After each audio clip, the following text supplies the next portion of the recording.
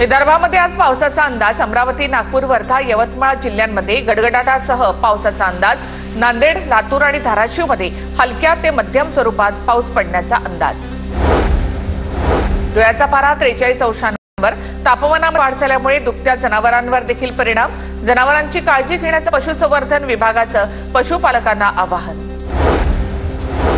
नाशिकमध्ये उच्चांक तापमानानंतर आजपासून पारा कमी होणार। हवामान विभागाकडून संकेतस्थळावर माहिती। कडक उन्हापासून नाशिककरांना आठवडाभर तरी दिलासा मिळण्याची शक्यता।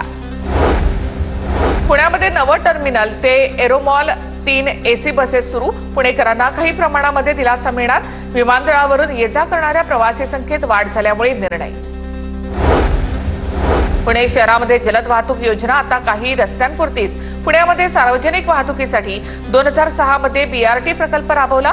सातारा रस्ता विश्रांतवाडी परिसरामध्ये बीआरटी मार्ग सध्या सुरू। पुण्यामध्ये पासपोर्ट पोर्टल 3 दिवसांपासून बंद। पासपोर्ट पोर्टल बंद असल्यामुळे नागरिक हैराण। पासपोर्ट कार्यालयामध्ये ताटकळत थांबण्याची नागरिकांवर वेळ। भाऊचा धक्का ते उरणमधील मोरा बंदरापर्यंतच्या रोरो सेवेला आता डिसेंबर 2025 चा मुहूर्त। महाराष्ट्र मेरीटाईम बोर्डाचा नवा दावा। रोरो सेवेला 75 कोटींचा खर्च, पण काही तांत्रिक अडचणी।